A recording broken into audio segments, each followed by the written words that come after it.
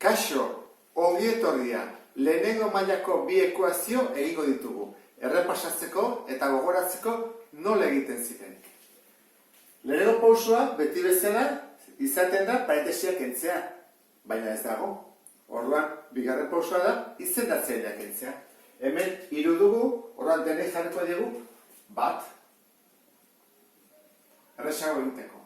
Zein da MKT 3 eta baten artean? 3, ez da? MKT multiplo komunetako txiki da 3 da, egin behar duguna da, beti 3 zati bat eta goikoa zenbaki horrekin bidertu. Baina hasi aurretik gogoratu behar duzu, baldin badago ken bat zatiki baten aurrean, hemen adibidez ikusten duzun bezala dago gai bat eta gai aske bat, parentesia jarri behar da. Bestela, gaizki egingo genuke. Parentesi bat. Hori, importantea da gogoratzea. Horren bai hasi gaitezkela egiten. 3 zati bat 3, bider 2 isa, 6 isa. Gehi, 3 zati bat 3, bider 3, 9. Ken, parentesia.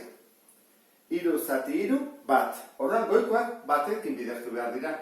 Beraz ez dira aldatzen. 3 zati bat 3, bider isa, 3 isa.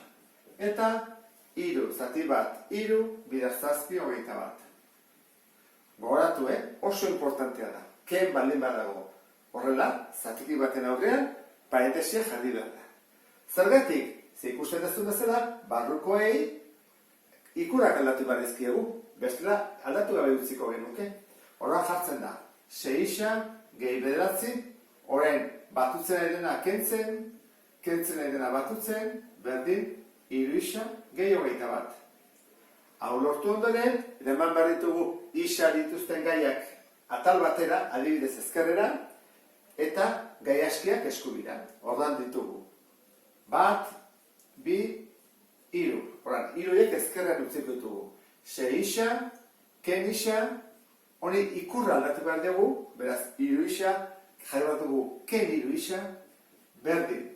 Eta gai askiak ditugu 21, batutzen edena kentzen, ken 9, eta batutzen edena kentzen. 6, ken bat, ken 3, gehitzen zaigu, 2 isa, berdin, 21, ken 9, 12, ken 2, 10.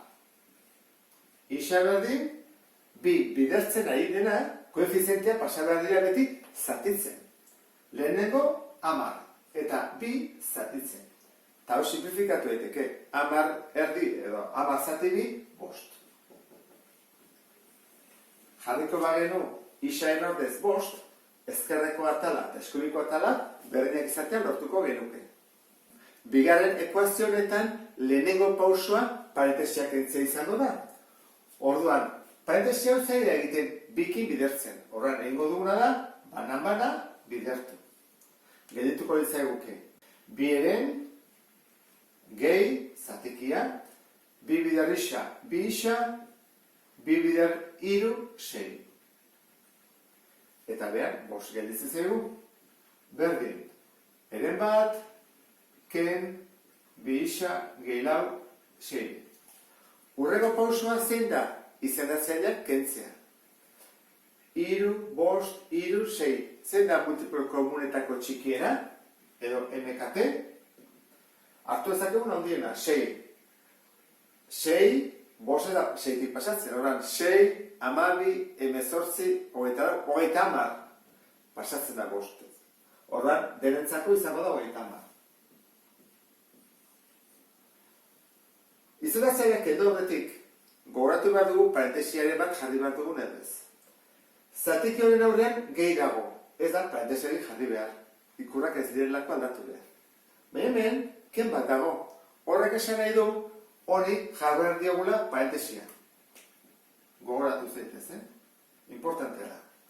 Horran, hasten gara. 30 zati 3, 10. Horran goia, bider 10. Gehi. 30 zati 5, 6. Horran goikoekin behar dira, bider 6. 2 isa, bider 6, 10 isa. Gehi. 6 bider 6, 36. Berdin. Orain, 30 zati 3, 10. Goikoen barra horren, bider 10. amar gelditzen zaigu, ken, parentesian, 30, zati 6, bost. Ordan goikoak bostekin bidertu behar ditugu. Bisa bider bost, 10 bisa. Gehi, lau bider bost, 20. Orain, parentesia kendu behar dugu, ikurrak aldatu behar ditugu, kendugulako. Orduan da, 20, gehi 10 bisa, gehi 36, berdin 10, eta orain, batutzen dagoena kentzen, biak kentzen jartzen ditugu.